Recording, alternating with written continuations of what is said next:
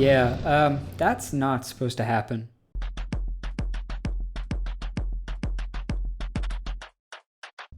This is the throttle linkage.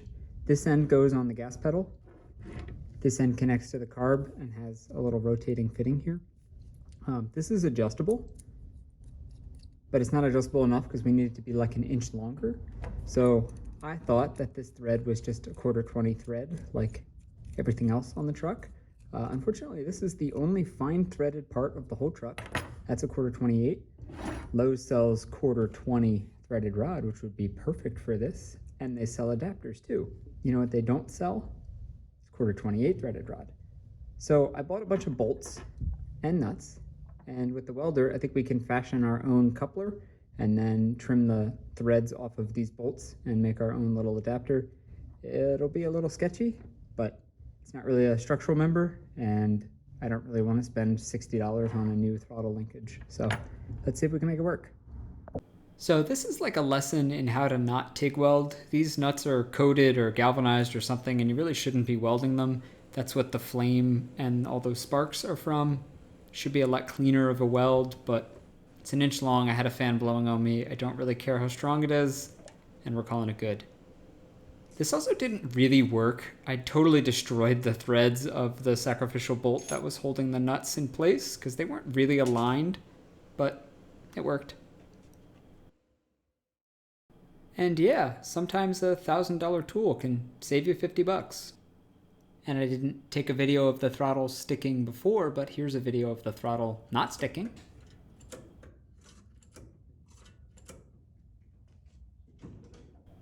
If you remember in the last video, the valve cover was leaking right onto the exhaust and causing a lot of smoke.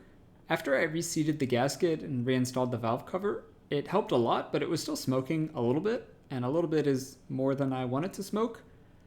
These are reusable rubber gaskets, but I RTV'd them on, makes them slightly less reusable because you have to apply the RTV every time. But this seals the valve cover and the gasket to the top of the head, which should stop all of the oil from dripping past and leaking onto the exhaust.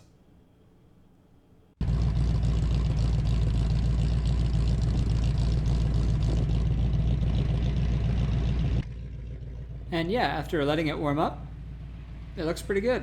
No smoke, no coolant. No worries.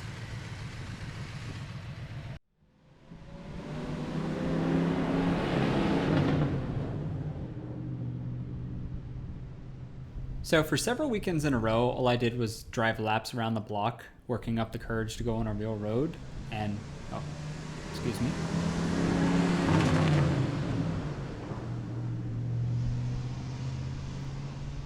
Anyway, one of the things that bothered me was that the truck doesn't have any over rev protection, and it also doesn't have a tachometer, so you never know what RPM the engine is at. It only has 3 gears really, so you're kind of just either shifting up or shifting down. That's not the problem. The problem is I'm paranoid that the engine's about to explode and I would never know. Is it loud because of raw American muscle or because something is horribly wrong? Only the Lord knows. But since I don't have a tachometer, I rigged up my timing light in view of the driver's seat so I could monitor engine RPM. Timing lights clip on to the spark plug wire so that they flash the light at the exact same rate that the spark is going into the engine. If you pay a little bit of extra money, it also displays that RPM for you, which is incredibly handy. And if I just duct tape that in place so I can see it when I'm driving, onboard tachometer. If it's stupid, but it works, it's not stupid.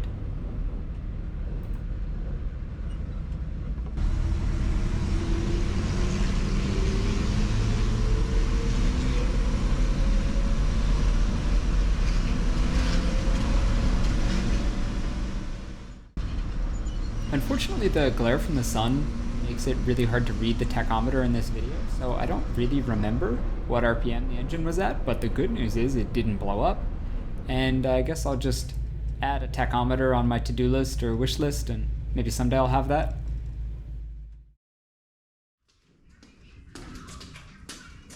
Watch on YouTube do this by myself. No way.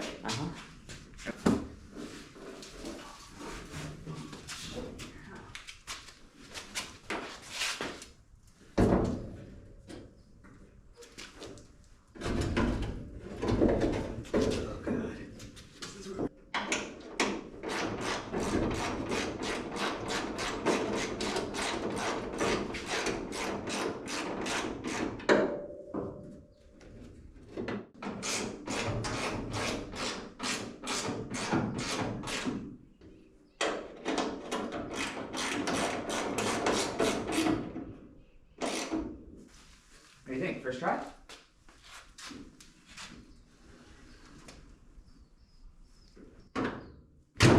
Nice. Yeah, close enough. What you doing back there, Biscuit?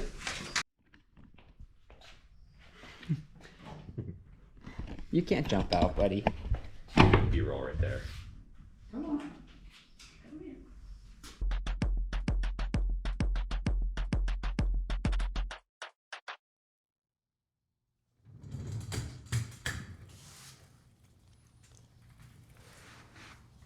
The most common question that I get is how much has the truck cost so far? And we're pretty long overdue for a budget overview, but let's go through it. The truck itself was $6,000. Had I known it was a salvage title before I went to go buy it, I'm not sure I would have paid that much. And had I known to look at things like the engine ID, I'm not sure I would have bought it at all. The guy told me he had 3 other buyers lined up, and I kind of just made a spur-of-the-moment decision, or at least I fell for that trick. He did give me $100 back for gas, mostly because I think he felt bad for me, but I'll take that. Parts added up quickly. I'm going back quite a few videos now, but for the suspension rebuild, the biggest single piece of that was the steering rack, which was $285. I got $90 back to return my core deposit, basically give them back my old steering rack and they give you $90. The pitman arm was $45. That does not include driving all over LA, buying, comparing, and returning parts that didn't fit. Turns out it's hard to get a direct match. Springs and struts were $180. That includes rear struts, which I have not yet installed. And then I spent $30 on screws for the steering column on McMaster. I didn't want to trust the steering column to a Home Depot grade bolt since one bolt is holding the entire steering column together. And I knew I was going to overpay for like 100 bolts and shipping, but really wanted that peace of mind. And then I spent another $33 on miscellaneous hardware that's even less interesting to talk about. And that brings the suspension rebuild to $483. Wow. I did rebuild the 305 before I realized it was a 305. I refreshed a bunch of stuff on it. I bought new plugs and wires. That was $85. I then immediately had to go out to the auto parts store and buy another $30 in spark plugs because the ones I bought didn't fit, which was the first hint that the engine was not as advertised because I bought spark plugs for a 350 and I had to go out and buy spark plugs for a 305. Gaskets were $100. That includes going out to the auto parts store and buying a gasket when I broke the intake manifold bolt. Those gaskets are like $5 on Amazon or $35 in person, but I really wanted to drive the truck around the block that day and didn't want to wait 5 days for the part to come. I spent $135 on the distributor. I did reuse that for the new engine, so I'm not really sure where to put that in, but it was $135. Then I spent $70 on miscellaneous bolt sets, fittings, lines. I bought a new coolant sensor, didn't actually fix the coolant gauge, and that brings the 305 engine refresh to $420 total. Nice. New tires were $1,000. They're the single biggest part on the truck that I bought. I got a $100 rebate back, and then Pep Boys charged me $67 to mount them and recycle the gold tires. My boss told me that the tires are worth more than the truck is itself, and this video is proof that he is wrong. The rebuild of the 350 was the biggest project so far. The engine itself was $400. The tow truck to bring the truck back was $350. The rental truck to go pick up the engine, second try as the charm, was $95. The new carburetor was $290. The re-ring kit, which came with new bearings, new piston rings, and a gasket set, was $203. I spent $90 on engine mounts for the front and rear. I spent $40 on a new harmonic balancer. I think I bought a really crappy one. It's not very well balanced. $100 on fluids. That's oil, coolant, distilled water, transmission fluid, RTV, brake cleaner, basically anything that's a liquid. $4 on paint, which includes primer and the orange enamel engine paint. And $142 on hardware. So again, bolts, fittings, the PCV valve, stuff like that. The new air cleaner was $50, and the 3D printed riser was like 90 cents in plastic, but I got that roll of filament for free, so we're calling that free. So that's $9,570 in all for the truck. I can probably sell it for that much, right? Yeah. Yeah. But here's where you might complain and go, well, what about all the tools that you use to rebuild it? Where are those factored in? And that's fair. I have no idea how much my tools cost. I've been getting pretty good mileage out of my mechanics tool set that I bought at Sears in 2017 for $70. I also borrowed a lot of tools from AutoZone.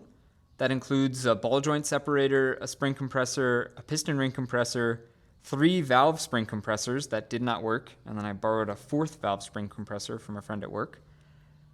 I also borrowed a harmonic balancer removal kit and install kit, 2 different kits, 3 different times.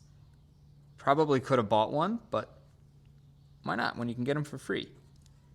But I did make a lot of big purchases for this in tools. The biggest piece was the welder, which I did technically use twice for the truck rebuild so far. I spent $950 on the TIG itself, $160 on helmet, gloves, hand tools like the little magnets that hold your workpiece in place, $60 on fill rod and electrodes, $190 on the cart. I was originally going to weld one myself. That's always a good first welding project, but when I looked at metal and wheels and all the stuff I would have to buy, it was pretty expensive, and I already know how to weld, so I don't really need the practice. I just bought that cart when it was on sale at Harbor Freight, and it's worked out pretty well so far. I also spent $400 on the argon tank, which came filled. That hopefully saves me time and money down the line. I bought the biggest tank I could ship because filling the tank is kind of the same price no matter how big the tank is. So hopefully this is less time and money going and filling up the tank in the future. So that's $1,760 all in to be able to fuse 2 pieces of metal together. I had no idea it was going to cost that much. If you buy a welder, it's going to cost twice as much as the welder itself. Make a note. The engine stand I used was $99 and the engine hoist was $360. Both of those are Harbor Freight specials. I did buy slightly bigger versions to make up for that Harbor Freight quality. I don't want to drop an engine on my head. Then I spent $75 on shop consumables like rubber gloves, the shop towels, brushes, stuff like that. And then $230 on random tools. I bought the creeper for rolling around on the floor. I bought a timing light. I needed a couple specific wrenches, a new spark plug socket. I think I needed a metric socket set. I also splurged for $3 on a magnetic grabber, the one that extends so you can pick stuff up off the floor. Apparently I drop a lot of stuff and I will never be bending over again. So that's $2,600 in tools, but I did get a free bucket, a free tape measure, and a free magnetic tool rack, and that makes it all worthwhile. But before we finish, we have some credits to take credit for. I sold the camper shelf for $500. I still cannot believe I got that much for it. I sold the old carb for $40 and the old air cleaner assembly for $60. That was to the same guy on 2 different occasions. I don't know why he spent more on the air cleaner than the carburetor itself, but happy to have $100 in my pocket. And then I befriended my tow truck driver and found out that he's super into 1/18th scale car models, and he has like a big collection. So I told him that I had a 3D printer, and so far I've made $230 selling him like little scale accessories. He's really into it, and I hope he doesn't watch these videos because I'm pretty close to paying off the tow itself altogether. And that would be great. So, our final totals. If you spend $6,000 on a truck, you're going to have to spend $3,500 in parts and need to buy at least $2,600 in tools to be able to get it in running shape. Running shape. It's in running shape. You will go to the auto parts store no less than 27 times and go to Harbor Freight at least 14 times, and you will spend countless hours online shopping around for parts that you hope will fit and shipping them here and finding out whether they do or they don't. It turns out when a truck has been rebuilt like 3 times over the last 55 years, there's no telling what parts are in it and what parts will fit with those parts. It's just one big game.